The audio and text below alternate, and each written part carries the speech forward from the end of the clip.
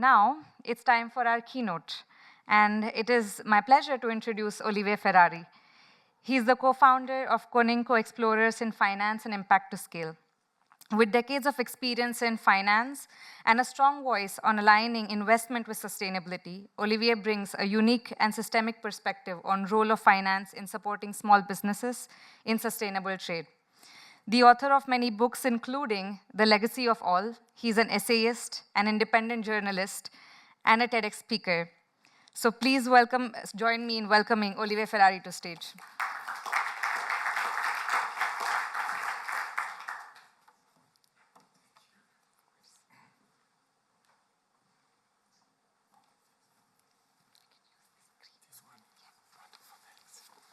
So, wow.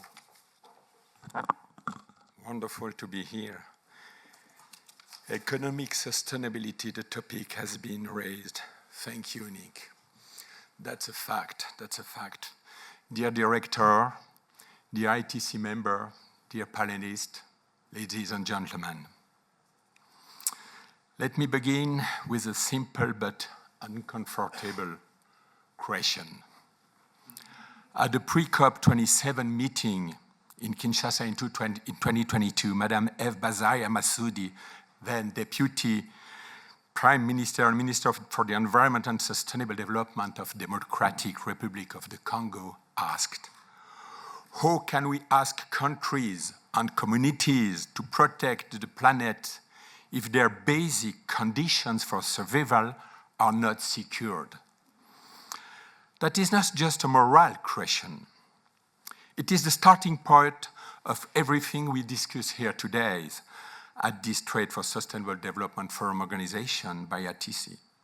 Because for a large part of the world, sustainability is just not a theoretical choice between growth and the environmental. It is a daily tension between survival, economic opportunity again, and environmental constraint. Over the year, climate action has narrowed around one central metric, carbon, the god.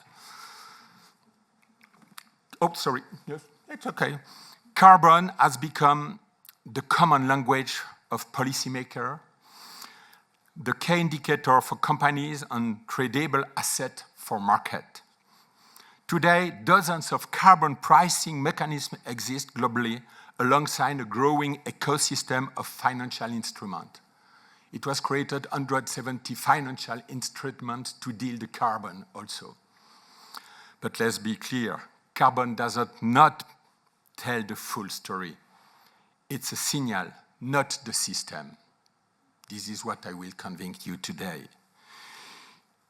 If we reduce the environmental crisis to CO2 alone, we risk treating the thermometer and ignoring the cause of the fever. If you reduce the environment, behind carbon lies a deeper reality. Biodiversity loss, then land use change and soil degradation, move to disruption of free water, of freshwater cycles and green water, then nitrogen and phosphorus imbalance with the agriculture, chemical pollution and novel entities also, ocean acidification, atmospheric aerosol loads, the weakening of the ozone balance, and finally, climate change as the point of convergence of all these pressures. This is not only a climate issue, it's a system stability use. In my longer conference remarks, I put it very directly. Carbon is a smoke and screen that hides another truth. On what that truth is simple. We are not facing one isolated climate variable. We are facing a broader destabilization of the Earth system.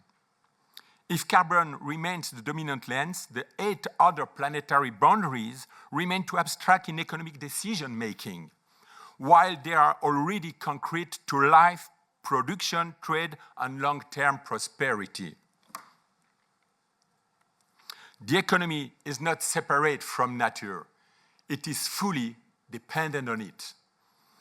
Our production system, our consumption patterns our financial modern is really on resources and ecological process who have long treated as if they were infinite.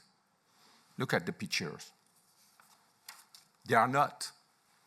So the real question is no longer simply, how do we reduce emissions? The real question is how we bring the economy back within the limits to real world. How do we produce, invest, innovate, and prosper without destroying the very conditions that make prosperity possible? Oh, again, sorry. Now, the economy doesn't over above living system. It depends entirely of them. That is why the transition must be ecological in terms of the non-planetary boundaries, economical in its implementation, and human in its aims.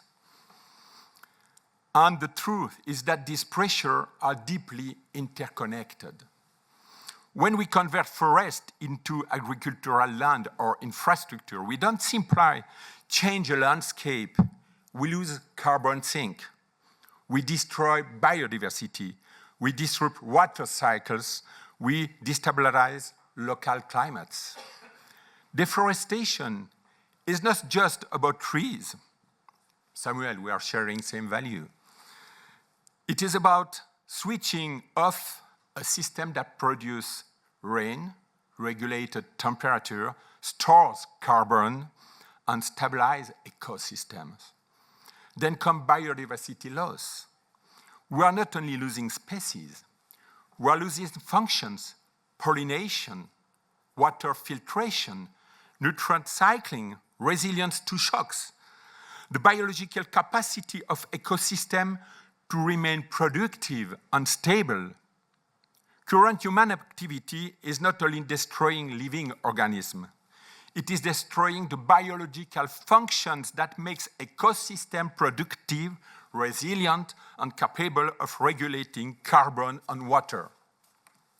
At the same time, we are disrupting freshwater systems, not only rivers and lakes, but also what scientists call green water, the moisture in soils and the exchange between land and atmosphere that generate rainfall. Add to this excessive use of nitrogen and phosphorus in agriculture, widespread chemical pollution, and the rapid introduction of synthetic substances that we cannot fully assess, monitor, we speak about data, or manage.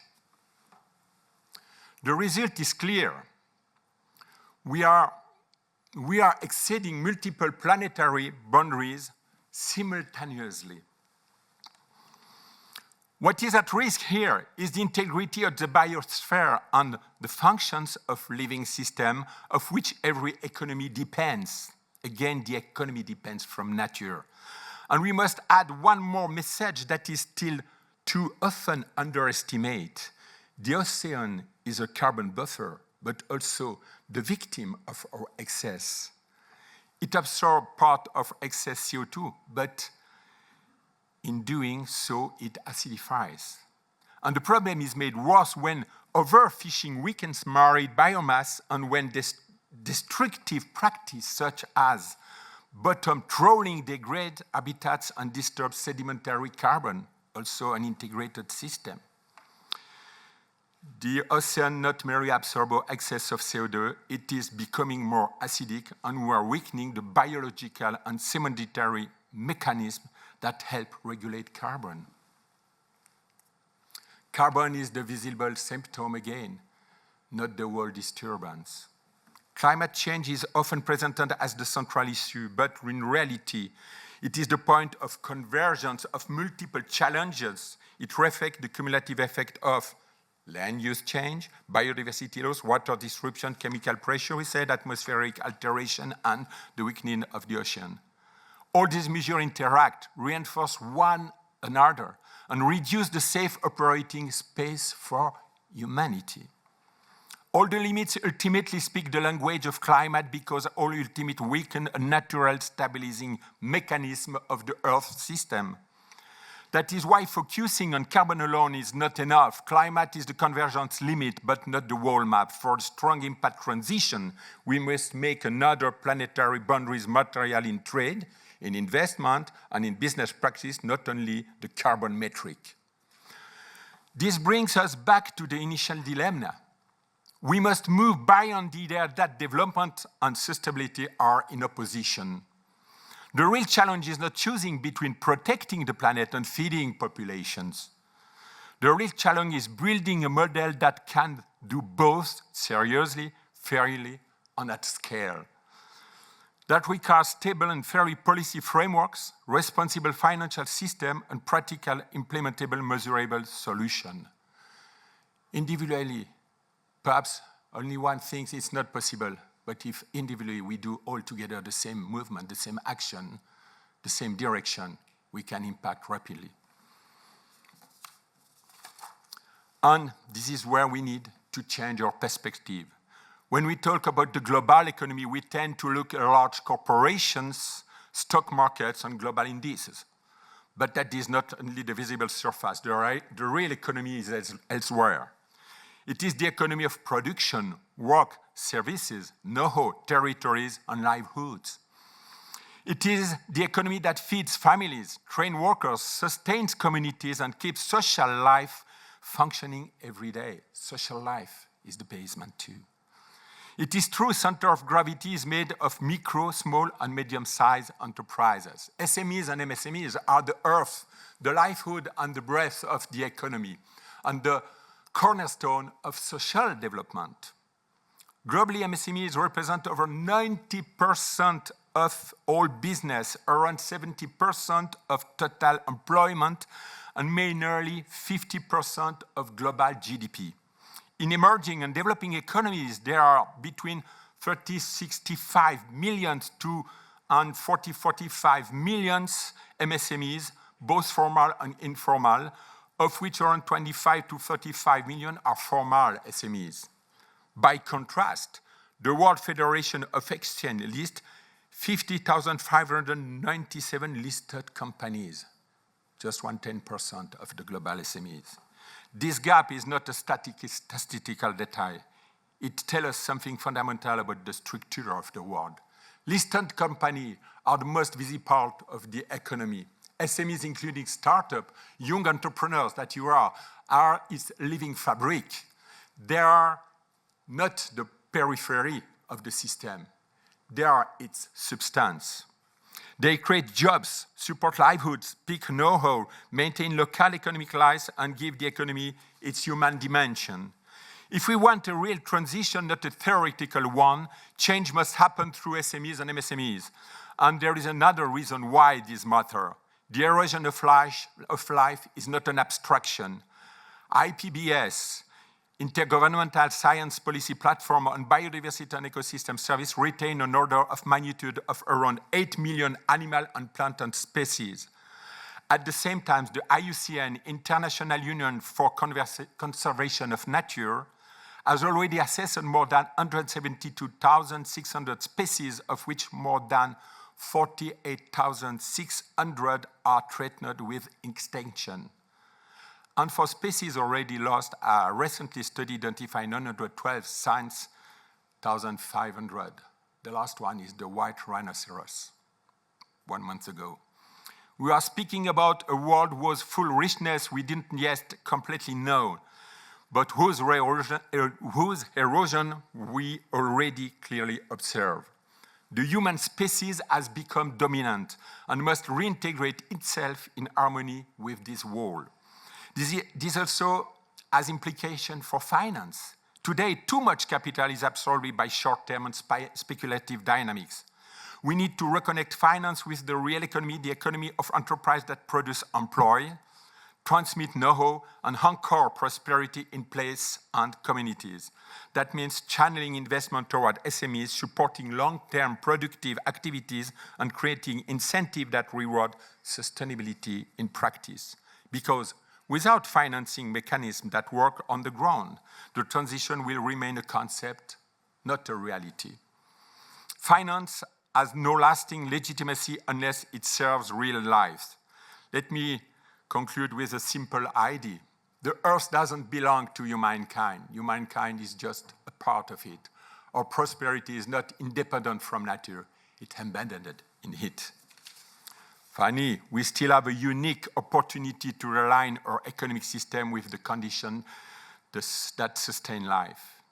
This will require change in behavior, technological innovation, nature-based solutions, and circular economics models.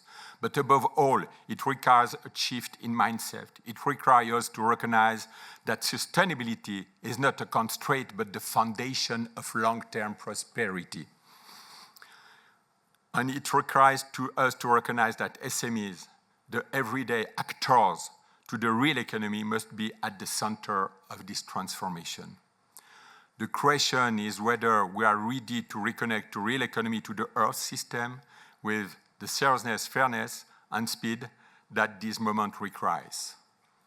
Thank you for the attention. I introduce a vision that you can find on my LinkedIn. I put it now for the global vision. Thank you to you.